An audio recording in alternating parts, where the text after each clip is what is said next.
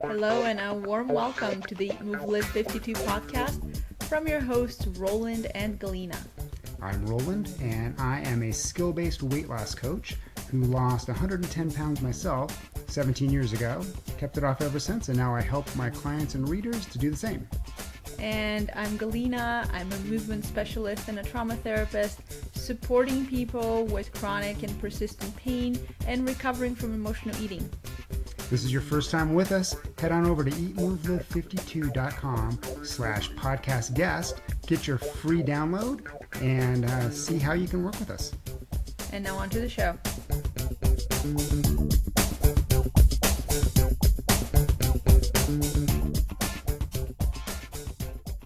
Hi, and welcome to the Eat, Move, Live 52 podcast.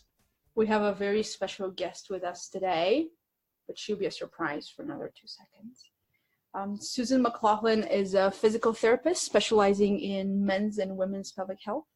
Her private practice is in Salt Lake City, Utah, but she also has a wealth of information online where some of you might have already met her. Here's what I took from her website. I've been practicing physical therapy since 2001. In 2012, I transitioned away from major medical healthcare system to holistic and eclectic collection of skills, all of which fit under the title of my business name, Align Integration Movement. I love her business name so much. As a practitioner, I meet each client with the empathy and compassion that I too have sat deeply embedded in the suffering of pain, and I've been able to transform my body, mind, and spirit to get out of it. On a personal note, Susan is somebody that I met in my restorative exercise specialist training. And I have to say that in the whole res community, there is no one that I have more love and respect for. And it just gives me chills that you can be here and talk about Movement Myths episode. And thank you so much for coming on, and welcome. Thank you. Wow, that it's always nice to sit back and receive. So I appreciate that. Yeah, absolutely. We've known each other for many years now, and it's so interesting because I see you a lot more than you see me because you have such a wealth of wonderful videos online. So there's so many videos that I send my clients all the time. Oh, great. So your voice and your body are in my office a lot more than probably I am in yours. So I always feel like, hi, Susan, Yeah, that's it's great. So neat. And I have to say that your way of delivering information online is so accessible and clear, and it's just so easy to learn from somebody who's that well educated, but who also embodies it so well. So it's an honor that you said yes to come on the podcast. Oh, thank you. I was really pretty giddy when you asked, and I'm always wanting to be able to have a chat with friends. And since, listeners, unless they're podcast hosts themselves, rarely know how all these come about, but this happened naturally on Facebook a couple of months ago. I wrote an article that was called something like, "Should I hold my abs tight while dancing?" And I posted it, and you shared it, and you said like, yeah, it's time that, we start addressing these myths more and more. And I said, oh, who better to invite to talk about movement myths than you? You've been in this work for a long time, and you have stepped out of the mythical lands into the more holistic lands. And I feel like you're such a great person to answer some of these questions. But before that, can you tell us a little bit about your inspiration to practice physical therapy the way? Before I even got into doing the track to study physical therapy, I'd always had a fascination with the human body on many different levels. And so my interest to move into the physical therapy realm was to be able to have access to having a deep understanding of allopathic medicine, and then also realize that I could be a part of this medical model, and I can also bring in some of my other interests that I have holistically, body, mind, spirit, I knew that I would be eventually able to bring these in because as a physical therapist, I could be pretty independent in my care, as long as I, keep up with my licensing and my continuing education. And so for me, I felt like this was a path that I could make more impact. And that's why I went the route of physical therapy. One of the things that, since I have started my own practice, is I purposefully named my business align with the tags integration and movement without having a name of physical therapy, because I didn't want to be placed in a box.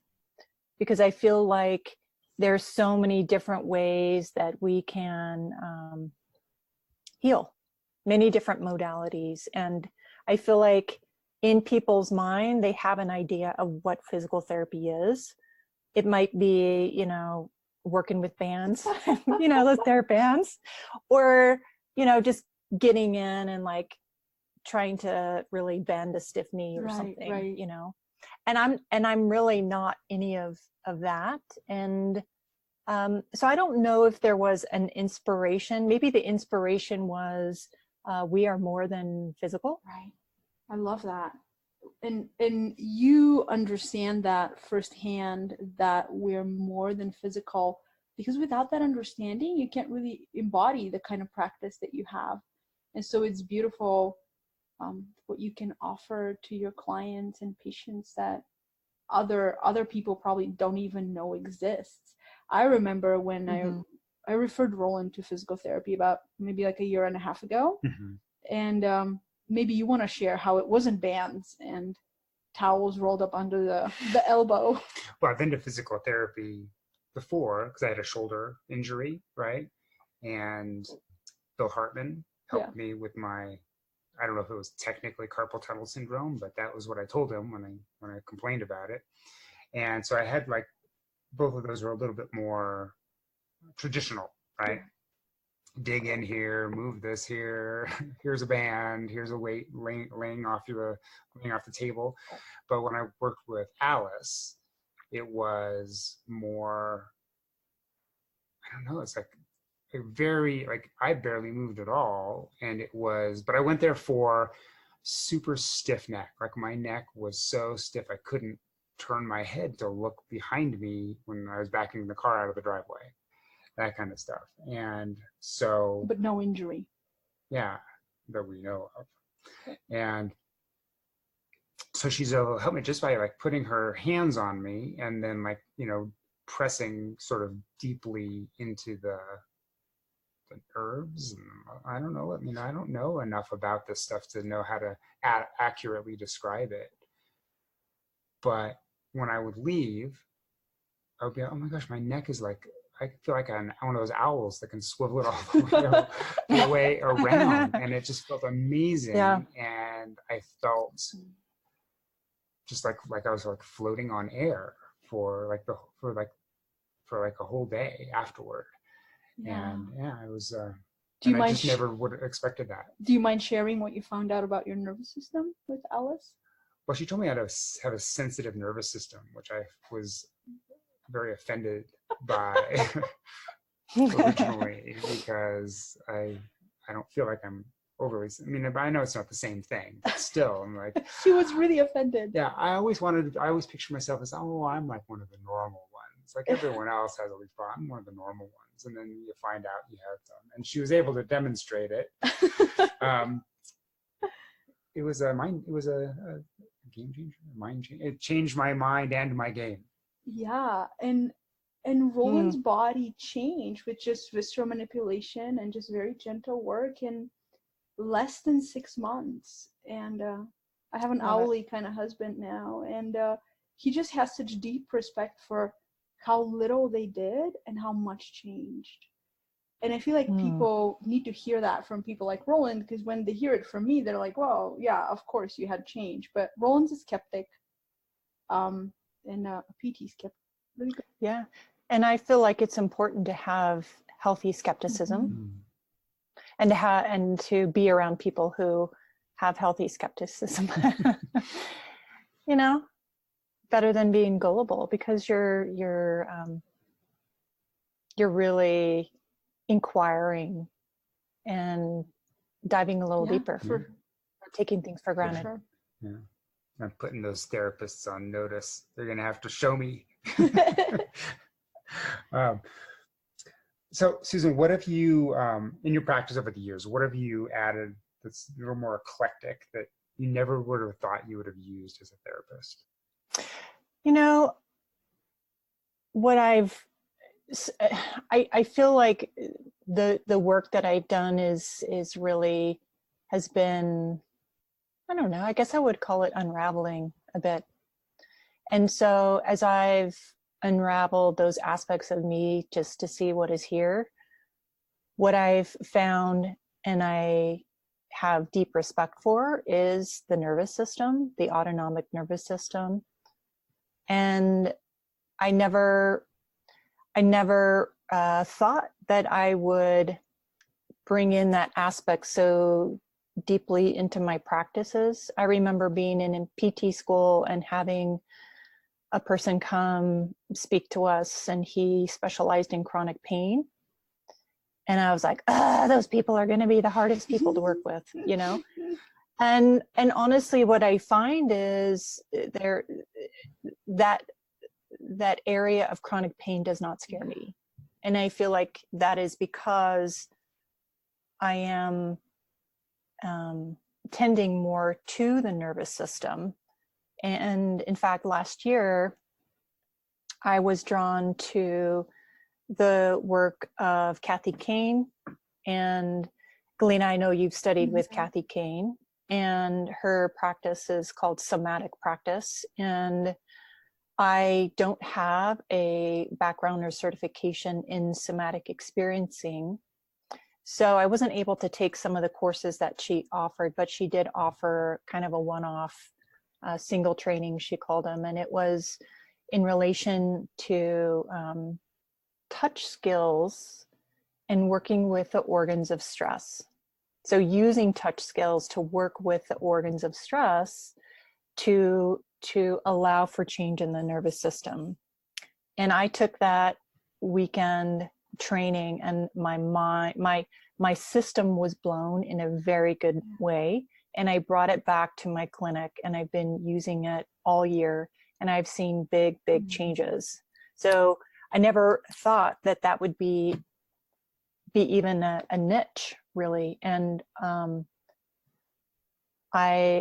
fascinated by the nuance of our nervous system, and like you were saying, Roland, you know, just that little bit of motion, maybe even a little bit of touch, really shifted your system. And so it's the subtle work is very expansive. Yeah. It really has done so much for me. Touch skills has been just monumental in my journey as on the receiving end. And on the giving end, I feel like it puts the practitioner in this space where you really learn to trust the unfolding of health in a way that's non-manipulative, but it's just very intelligent, and you can really accompany somebody on the journey. And it sounds very esoteric when you haven't received it, and people feel like, oh, you have to be, you know, you have to have practiced this forever. But in our classes, I spent 2 years with Kathy and Steve, and 95% of the people taking those classes are psychotherapists. They have no clue how to touch a person. You know, maybe like they have kids, that's helpful. But, you know, outside of that, they sit like 5 feet from their patients because, you know, psychotherapy is a very interesting field as far as touch is concerned. And so they just rocked it just because they could be with people. Yeah. And I've taught Roland how to do brainstem holds and adrenal holds, and he does an incredible job. And he's like, I don't know what I'm doing. Yeah. You just sit here and don't worry about me. And my body's going to figure it out. And he's done like 1.5-hour long brainstem holds for me, you know? And my touch therapist says Roland's a saint, but I can't believe we have that on recording now. He's sensitive and a saint. There you go. a I'm writing sensitive this saint. down. 14 minutes into the podcast. Saint. So I'm very curious, Susan. I came from Eastern Europe, and I had a very different client population there. I also had different skills, so I might not have seen what I have the skills to see now. But I'm wondering, like, even in the 8 years that I've been in the United States, I've seen a change in the kind of complaints that people have. I'm wondering, in all the time that you've practiced, have you seen a change in the kinds of complaints and conditions people come to you with, like more autoimmunity or more chronic pain or more pelvic floor disorder, more pelvic pain? And I understand that's very different from a therapist to therapist based on the kind of clinic, but in your population, have you seen a change? I definitely see themes in this time span. A big theme is adrenal fatigue and thyroid issues, as well as gut disturbances that people are negotiating along with a pain syndrome. And I know this is your line of work too, and I've also seen, in the history, quite a few history of eating disorder. And so now that I know more about our nervous system regulation, I do have more of an understanding that there may be in different parts of the body, but we're really looking at this regulated nervous system is going to have good metabolism. It's going to have a healthy gut, and it's going to have healthy hormones. And so I do feel that those distresses in the system of people who are coming in definitely need some tending. So there's that route. And another thing, and I'm sure you see this a lot too, Galina, is hip impingement. It's so huge right now. Hip. Whether it's like, bona fide like labral tear or just like a sticky joint, it's just a really big. Hey, that's so ass attached. I find with technology, I never used to have clients that had thumping. Like, I had not worked on a single thumb. Like, I've been in this work for 17 years. And like, since the iPhone 6 came out, like, it was literally like the 6 came out and the thumbs started coming in. Like, I've had clients who have had thumb surgeries and middle finger surgeries, which are always funny to recover from because you have that funny bandage in the middle and you get to laugh about it. And a lot of lower arm, elbowy kind of stuff. And it's like, well, like, you're attached to this device that you have to hold in your hand in this really awkward way, and it's heavy, it's got EMFs in it, like all these things that that can mess a hand up. But also these Fitbits and smartwatches, like, I have clients that are super sensitive to the light that's on the bottom, that lights on the skin, and that's where black rock tape comes in very handy. You just tape it over. But I've had people with like tendinitis under it, and so just thinking about all the disruptions in the EMFs and the Wi-Fi and how all of that affects us, and then the constant still, and so our poor systems are either in fight or flight or in shutdown. Like, there's no safe and social soft vagal place for people to restore and heal, and then they just want to come to us to fix. So that's what I've seen change. The era of the thumb. John Sarno says in The Divided Mind that these conditions come in phases, and they become, like, he calls them fashionable, I think, or like something like that. Like, do you remember when everybody had carpal tunnel? Yeah.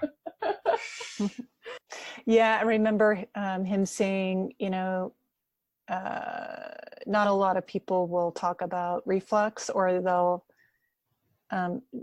now it's more well known that reflux is associated with stress, and so it's not as fashionable anymore, you know, to have when you that. were just overeating and eating the wrong stuff, it was easy to just pop a pill. It was right. And nothing pisses my clients off more than their doctors telling them to reduce their stress. Like, if you really want to piss off somebody, that's advice that you can use. Because people don't know how, or like I'll post a lecture somewhere in one of my groups with Gabor Mate or any of those people, and I'll have people like, I hate Gabor because he tells all the right stuff, but because he doesn't tell you what to do. And it's like, it's not, there's nothing to do. There's nothing, you just have to learn how to be. And people want to do stuff, there's nothing to do. You actually have to stop doing and start taking some stuff away. Nobody likes to hear that. No, it's definitely more comfortable. We'll get some unsubscribers from this episode, I'm sure. We always get unsubscribers when we send a newsletter for people to reduce their stress or start sleeping. That is challenging. So what do you do? How do you educate your patients about parents? Don't educate your parents, this is dead end. How do you educate your patients, and what resources do you give them when they are in chronic pain? Well, you mentioned that I have a lot of YouTube videos. So I really am big on self-care and education. So I put a lot of material in my blogs, and I put a lot of material on YouTube, because when I finish a session, this is where the integration comes in, is what can someone do for home to integrate what we just did in the clinic today. And so I use the information in my YouTube videos. And then also, I'm information. I like information and information junkie. And so, my part of my practice is I like to scan and read and see what's out there. So if I find something that has a theme of, say, chronic pain, or what can I do with anxiety I feel, then, I kind of put that in my favorites. And then that's the go-to for people, because I feel like I have a way of saying things, and people may or may not be able to distill how I'm saying it. If they hear it again in another way, they might be in, and maybe they've had a chance to integrate and maybe practice what they've been working on. So when they hear it at a different time from someone else, something else might sink in. So they have more of that learning or the education integration moving through their body.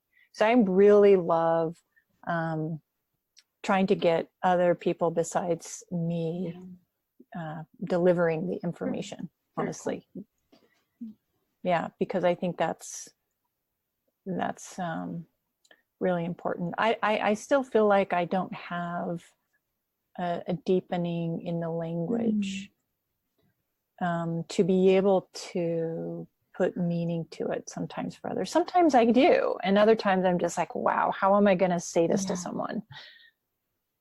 That's one of my challenges, I find, because it can be kind of esoteric, but at the same time it could be pretty physiological and anatomical, and it's meeting someone in the middle. And also finding like the state they're in and what they can hear. Yep. Like that's exactly right. Yeah. Some states you just sound like wah, wah, wah, wah, and people can't discern what you're saying, and that's where when they're at home and they don't feel as kind of raw in the therapeutic environment, because for some people it's a triggering environment. They can be home and they can watch a video and they hear somebody in an Australian accent saying something. They're like, oh, that's a cute accent. So now all of a sudden they're paying attention. Because it's totally. Because all of a sudden, Lorimer Mosley sounds funny, and his accent is funny. So now they're paying attention. He has different prosody than you do, so their nervous system's in a different space. I'm really very curious about how you use sound in your practice and sound healing. Oh, yeah. So, yes. So, Roland, one of the things I never thought I would bring into my physical therapy practice is using sound. So, I have been certified in a technique called biofield tuning. And what I've discovered in my own just overall healing process is my system resonates to sound. It just opens me up and shifts things just incredibly. And whether that sound be, just those the crystal bowls, or whether it's the Tibetan bowls, or a drum, or a gong, or even, search in YouTube for de-stress music, or expansion, it all has kind of those binaural beats. I really resonated with that. And so when we went to Ireland last year, part of our trip, we had a guide take us to some really just magical places. And when I was looking at what she offered a sound healing. It was using these tuning forks. And so that was my first introduction into the sound therapy. And before we even went to Ireland, I had already purchased all of my tuning forks and equipment, because I was like, yes, I love this stuff. And when I started taking the training, it's just this coherent frequency, whatever our stresses that are in our energetic field, they can be entrained to this coherent frequency of the tuning fork. And it can really, really shift the system. I mean, I actually had one woman I was working with. We did a tuning field, bio-tuning field session. And when she came back to see me, she said, I wasn't leaking urine for like days after. And that was not the intention. That was not the intention, but it just kind of settled her system where things shifted for her. Yeah. That is so neat. And we know so little about, sound. Well, I guess there's a lot of ancient wisdom around sound, and there's so little use of it in allopathic settings. None, I guess. I had a minor surgery last September, and the first thing the nurse asked me was, what kind of music would you like to listen to during your surgery? And I come from a part of the world where it's like, if you don't die, you're good. So I was like, what? Like, it took me like a few minutes to process. And she was like, and what would you like to look at on the screen? And my surgeon and I are trained by, Lois. We're both trained by Lois. Yeah. And so we had some common language around nervous system safety. And he was like, where would you like your heavy bag, on your belly or on your chest? And it was a great experience, even though it was a very stressful surgery and my body was very stressed out. But I had this containment around me that I could have something safe to return to. It wasn't like I'm going to go down the spiral and not come back out. And even though my heart rate dropped down to 30, I was able to get myself out of it because I had enough safety around to come back to. It was very cool. Hey, if you enjoyed this episode with our friend, physical therapist Susan McLaughlin, be sure to stop by the show notes at EatMoveLive52.com/Susan and grab your free download, Gentle Regulation Exercises for Times of Tension and Discomfort. We put it together just for you. We know you're going to love it. And be sure to stop by and let us know what you think. EatMoveLive52.com/Susan. So, in your own journey, you kind of got into this a little bit and were influenced by your own pain, right?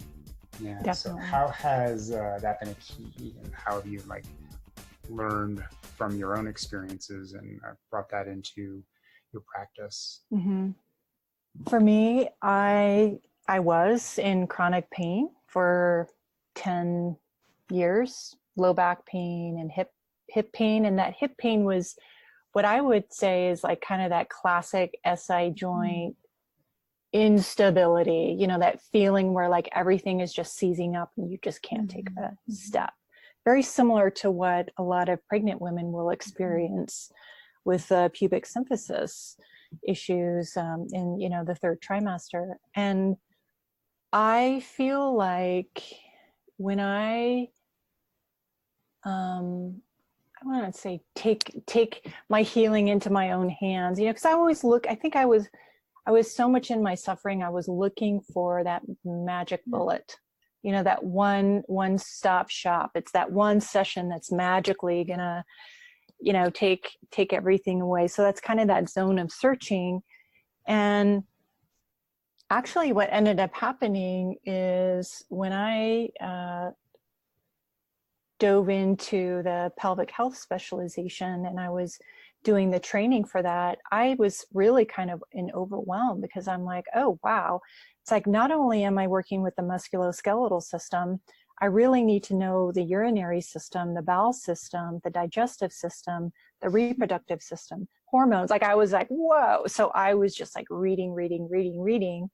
And that's when I had fallen into the Katie Bowman information about the No More Kegel stuff. Because I had at the time clients who did really well with some of the traditional pelvic health. You're doing 100 Kegels a day. And there were, you know, half of them weren't getting any better. I was like, what's going on here? So I wanted to figure that out. And so when I saw her material, and I read every one of her blogs, and I gathered as much information as I could online. And then when I saw that she was teaching her program in Ventura for the last time, and this was before it launched fully online, I was like, I'm going to go study. So I was learning all this new stuff about alignment and objective markers. And in the process of doing just the stuff at home on myself, Roland, that's when I got out of pain. I was not intent in the suffering of pain. I was in the spaces in between. I was in the process of just discovery, and I got out of pain. So for me, I was like, yeah, I'm a cheerleader. I'm a cheerleader for this process. I loved being a teaching assistant, and Katie's amazing. I mean, her whole program is amazing, and I learned so much from her. And I, you know, looking back, I realized it could have been something else. But what was beautiful about me getting out of pain in that experience was that it wasn't necessarily her exercises. It was that space. I was out of the pain space. I was out of the suffering space, and I was just learning. I was curious. I was having fun with this work, and I was applying it to my body, and then I got out of pain. So I realized that, you know, well, just from doing a lot of the work, I was carrying a lot of tension. So there's undoing, like you were saying earlier, Galina, some of this undoing and the you know, taking things off layer by layer by layer to really get to what is here in the baseline. Then you can really get a sense of what is that movement like. There's the strength now, you know, there's a strength because you're actually getting movement in the system. So that was kind of the first step, and realizing that a lot of that pain was driven by so much energy in my nervous system. You know, so much fear energy and tension energy. It's just that gripping. And so as I've been able to, you know, kind of unravel some of those bits, it's given me a bigger perspective, and some of the integration moves that everything that I give to my clients, I've done for myself. So I feel it in my body, and everybody feels it in their body maybe differently, but I know what it feels like in my body. So I feel like that's really helped, because I'm not just giving them oh, you have something going on here, we're going to give you clamshells and bridges. You know, and usually what I'm offering has more of a neuro re-education bent, very, I would say, you know, Feldenkraisian based, or, you know, kind of the Hannah somatics based. I really love the slow and the ease and the bringing in 3 planes of motion. So I kind of feel like my body is a little bit of a guinea pig. And what I realize now, as I'm becoming more aware, that a lot of my pain is not even physical based. Like, it isn't structural. It's an organ related. It's driven by an organ, but I feel it in what feels like the physical or the muscle. Does that make sense? So it's like, oh, you know, I like when someone describes what's going on in their body, and, you know, bending over is just like super uncomfortable. You know, a lot of times it might just be something going on where the kidney and the adrenal, they really just need to be supported. That's definitely the case with me. I, similarly to you, came to Katie's program after almost 20 years of low back pain. And then my pain resolved during my training. During the year that I took to learn her program. That's also the year that I stopped owning my own practice, and I just spent a year learning. I was just Roland brought home the bacon and the eggs and the kale, and I got to just learn and adapt to life in America, and kind of just like let my body sleep. And I remember during my certification live week, for the first time, I felt what it's like to have a body with less tension. And I thought all the tension was gone. It wasn't until years later that I actually felt what that was like. So that first thing wasn't it. But when I came to a second certification week, I came not to learn more, but to get that feeling again.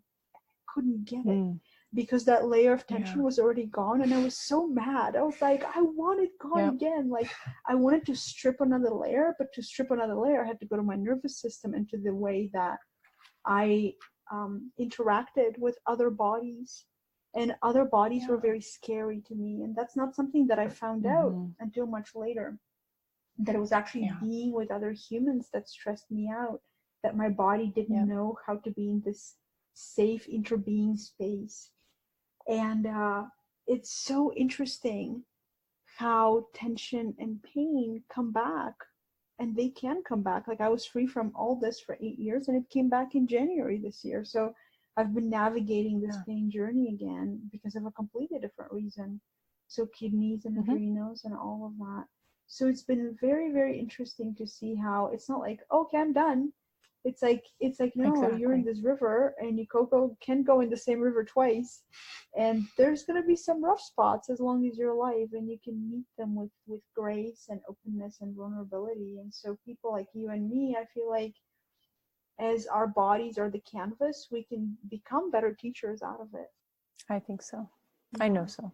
So I want to pull out the big guns and get to the common myths in PT. And I'm going to start with the one that pisses me off the most, which has a place, but it has been generalized. So I'll have people who come to me with low back pain, and they cannot relax their belly. And they usually have low back pain and constipation and incontinence, and they cannot relax their belly. And so they say, well, I learned how to do this for my back 20 years ago, and I've been sucking in for 20 years. And there's some of them that will show me these fancy ways of sucking in and up. Like, they'll actually engage their pecs to pull up too. I'm like, nice pecs. And it's just weird because it's not reflexive. It's voluntary. It's like a made up movement pattern. It's like that stomach vacuum. The fitness people do, that the bodybuilders do. Kind of, yeah. But imagine with the pecs. Like, if you could just pull that up with your pecs, it's real fancy. So Susan, where does this come from? Where is there place for it, and where does it become potentially nothing? You know, I really, you know the story, The Emperor's New Clothes? Yeah. Where it takes someone to say, you're not wearing clothes? Right? And so I think what's kind of happened is people don't want to do the wrong thing. And so, oh yeah, I need to make sure to tell people to brace before you move. I honestly don't know. I think some of the studies that came out with Paul Hodges, and I don't know the what year that came out. That was where they were able to measure the pre-activation of the deep abdominal muscle and the diaphragm to arm movement. And so that pre-activation, it's you know, I don't know if that's kind of where that pre-activation comes from, where I can see that there is a place to teach your system how to go active, to tension to the task. But what happens is people, when they're going to prime their system to tension to the task, they've lost it because they did that big bracing. So that's one piece where, you know, I can see where it could be a good thing to establish maybe that pre-activation pattern where it's just not happening. So you want to work on maybe that timing and the coordination. And so in that piece where, say, for instance, I'm going to, you know, lift, I don't know, let's say like a deadlift or something. No, let's not do it to a weight, but getting out of a chair. So getting out of a chair, like bending tasks typically do have, you know, higher pressures down into the pelvic organs and out into the abdominal wall. So maybe priming the task where rather than just bracing and holding or tightening up and then going to move, maybe a person can make a sound like a shh, you know, where there's some tensing happening, but it's not the over tensing. So the muscles are maybe going in an appropriate direction for the task and they're guiding it a little bit. Yeah. But honestly, I think what's happening is someone or some body of knowledge started this whole thing of you just need to tighten up and hold it on. Because I think sometimes when someone's in discomfort, people will say, oh, it just feels best when I'm holding tight and I'm protecting. And then that stays the pattern. Right. Like if somebody with, you know, some hypermobility in my lower back and some SI instability and a lifetime of low back pain, for me, what was really helpful was to go in a posterior tilt and like really flatten my low back before I load. But that was the only way I could do load. So I hurt in every other situation. Roland and I just went to boot camp and the teacher had us do like dying bugs and some stuff on our backs. And she was like, make sure that you're really pressing and pushing your low back into the ground. And I look around, there's like 40 people. They're like digging holes into the grass, you know, with their lumbar spine. And that's not appropriate pressure, especially for a dying bug, which has therapeutically this completely other set of circumstances that, you know, you need to have certain structures aligned and certain structures holding and certain structures moving and a particular kind of breath. So you've taken a dying bug out of context, you've put it in a fitness program and completely butchered it. And yeah, it's perpetuated. It's taught and perpetuated, and then it just continues until someone will say, well, that doesn't make sense. And it's the same. I feel like some of our problems are this kind of taking the sedentary population and trying to load a sedentary population with loads and skills above their load and skill level. And so we're kind of like trying to band-aid. Right. Like this is what should be happening, so make it happen, instead of how do we create the environment where this can naturally happen. And maybe it's not even possible anymore since so many people develop without natural movement, right? So where is this ability? But it's the same, I think, if we can morph this into a Kegel discussion. It's the same with Kegels, where people will ask me, should I do Kegels? And I'll say, well, let me refer you to a pelvic floor PT who will establish what you need. And then if you do need them, then then there's different ways that they can monitor through ultrasound what you're tensing, how you're doing it, how hard you should go, how long you should hold. You don't just like go and crank out 100 in the bathroom or laying down or using Tabata Kegels. Tabata Kegels. Or people are like, should I get one of those eggs? I'm like, not without going to a physical therapist first. This is why these people go to school and specialize, and they have equipment. You can't just like wing it. Like with the body, people are like, I'm just going to run a marathon. You can't just wing it. And probably you could if you grew up on a farm or something, but I think most modern people can't just wing it. Right. And, you know, I really do feel like it is a lot easier to do something, right? It's easier to say, well, I'm going to go get my biofeedback unit and use my probe to do my Kegels so I know what I'm doing, or I get the yoni eggs. It gives someone something to do rather than working with someone on how to be. And that's the challenge, and that's the scary part, because to really dive into, as you were sharing earlier, being, this is a whole mental, emotional behavior change that is required in the entire system, in the organism, and that can be really scary. Oh yeah, we're gonna ask our clients / patients to get rid of their operating system and get a new one, you know. And it's like, we have to be very gentle with that and not make anyone wrong for having a nervous system that helped them survive. Good job, you're here.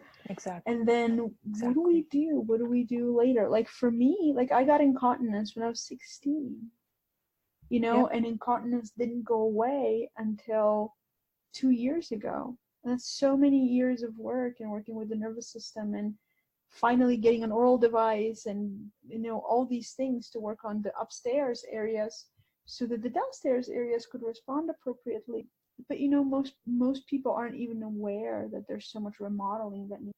And so I'm just going to do a bunch of Kegels. Never going to work. Not like that. Not for that kind of system. No. So let's go to another myth. Locking your knees. And how I'm one of those people, I can't straighten my knees. So like that's not a problem for me. I'm always trying to straighten them. But where did that come from? And why do people think it's bad to have straight lines? To be honest, I don't know where it came from. I thought it came from the military, where when people had to stand on guard and then people fainted because I'm not sure. I don't know where it came from. I always thought it came from the military. And the other one is like martial arts, like Tai Chi, and there's soft knees, but there's a very different reason for the soft knees. So is it bad to lock your knees? What's your verdict? The hyperextended knee. It's not good on the joints for the long term. But see, that's the thing, Galina, is it's a strategy. Right, it's a stabilizing strategy, yeah? It's a stabilizing strategy that someone has used, and typically in a family system, you know, other people in the family have it too. And so, I mean, I feel like if I could be a fence sitter, it's like we want to be in that in between, and it's really about riding the wave as much as you can to find that balance. And you have to know your edges so you know where center is, right? It's kind of that, what Gary Ward talks about in his AIM course, you know, finding center. Where are your edges? Let's go big to find that middle. Yeah. And I like that. So don't hang out in those edges. Find that in between. Yeah, so don't go to never lock your knees and never bend your knees, but find the middle and find where those bones can be stacked in a way, if they can be stacked, that is the most kind of like natural for you, right? Because we have such big differences from person to person, you know, and people will come and be like, well, in martial arts, I'm like, in martial arts, we're like people that are 5 feet tall, you're like 7 feet tall. You know, like there's such massive differences in how your body looks when you bend your knee like that. And who are you attacking? Right. and the last one is this kind of like it's more in podiatry. I have clients that had like plantar fasciitis 20 years ago, and they're still wearing either an insert in their shoe, or they're always buying a tennis shoe that has a positive heel, Right. because their podiatrist told them it's bad for them. And apparently Dr. Ray from Portland is not their podiatrist, because he wouldn't say that, but whoever got them better from their plantar fasciitis is still like a voice in their head that says never go barefoot. So like they're wearing shoes in the house, like 20 years later. I'm like, how long ago was your PF 20 years later? Earlier. It's like, you're doing what the doctor said 20 years ago. It's crazy. You're still rolling your foot on a frozen water bottle too every night. So, you know, I think, Galina, you're bringing up fear. You know, with that, we're just kind of locking everything in. So we put a little mini cast on with the heel left, and that can get us out of a symptom. Great, let's take it out. But then we get fear of something coming back. And so we stay in that pattern. And it's like movement avoidance, Exactly, that fear avoidance, exactly. Because it's like, oh, I don't want that to come back. Yeah. Oh, I have a client that's like, I don't unload the dryer. Oh, why not? Well, because my doctor told me not to. Well, how long ago? 12 years ago. It's like, maybe you should start unloading your dryer, like one piece of clothing maybe at a time. So then I get like all these videos of like, am I doing it right? And it's like, oh my God. And that's why play has such a good use. Like I play a lot with my clients. We play with balloons and with like all sorts of sticks and bouncy things and platforms, and so that we can get their system to be paying attention outside, because there's so much attention inside. It's like, let's just play with a stick, let's play with spatulas and balloons, and let's just see what silly thing we can do so that we can get you relaxed, so we can get activation without fear, you know. And fight or flight without fear is play. Right? I love that. So Mr. Roland's going to ask the next question. So if you, with all of this stuff here, if you could design an ideal movement therapy program for someone who's in pain, what would it include? And what's something you would never include? That's a great question. I think what I would include is different modalities. Oh, I love that answer. So I love it.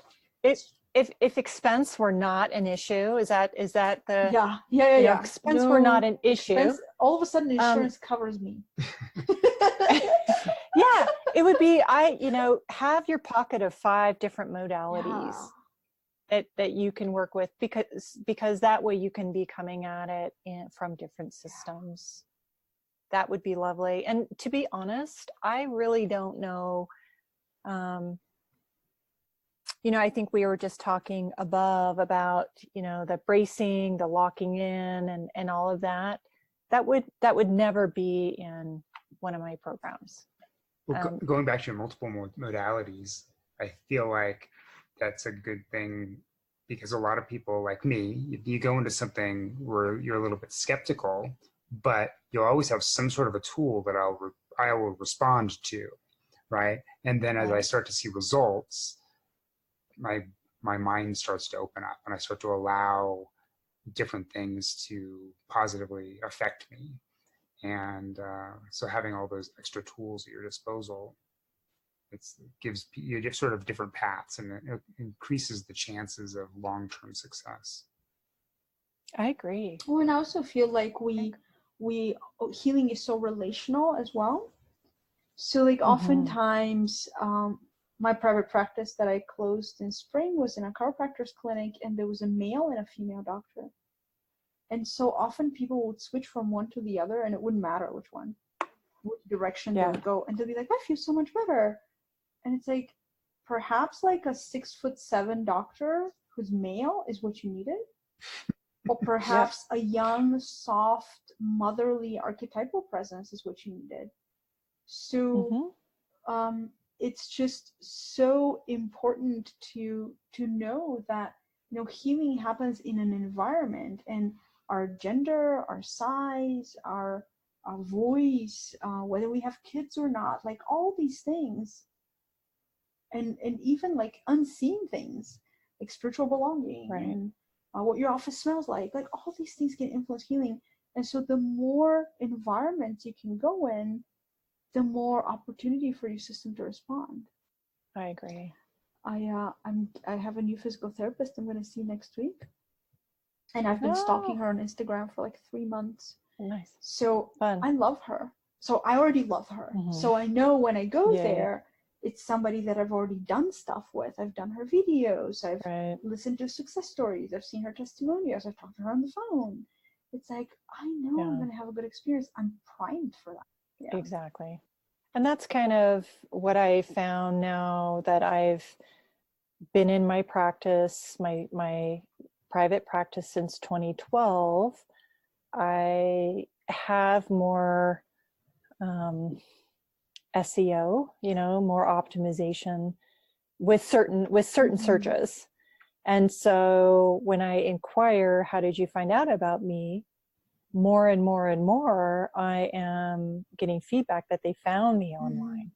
So in their search, there was something about the languaging that drew them in, or something about, I'm not sure what it was, that drew them in. And that to me is really cool, because I know when I'm looking for a provider, I really like to look at, you know, what's there on the website, and you know, what kind of social media presence is there. And for me, I haven't taken the leap into Instagram. I'm only on Facebook, and that works for me as a person, because I'm not in the big catchy, you know, photograph.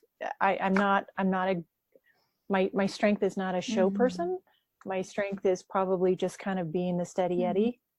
And so, because I am an information junkie, and I like articles, I like reading, I like being inspired visually, but also through different sorts of media, Facebook has worked for me. So, you know, for me, I don't know what's going on Instagram. So I'm glad people still get on Facebook. That would be fun sometime to just track to see, you know, are people really finding me in Facebook, or is it just word of mouth? You have a delightful presence online, so if I found you, I'd come to you. Thank you. How can people find out how to find you and how to work with you? So my website is alignforhealth.com, and then on Facebook, I'm under Align Integration and Movement. Excellent. And we're going to put these in links in the show notes. This podcast is going to air somewhere in the first week of October or second week of October. And you have something coming up in October in Salt Lake City that we're going to show on Facebook. Can you say a couple of words about the workshop that you have? Yeah. So every quarter, I offer a prenatal and a postpartum workshop. And October 12th, I think it is, I have a postpartum workshop. And it's something steady that I use to let people get to know me, and as well as, of course, share some really solid information to build a foundation for healing in the postpartum time period.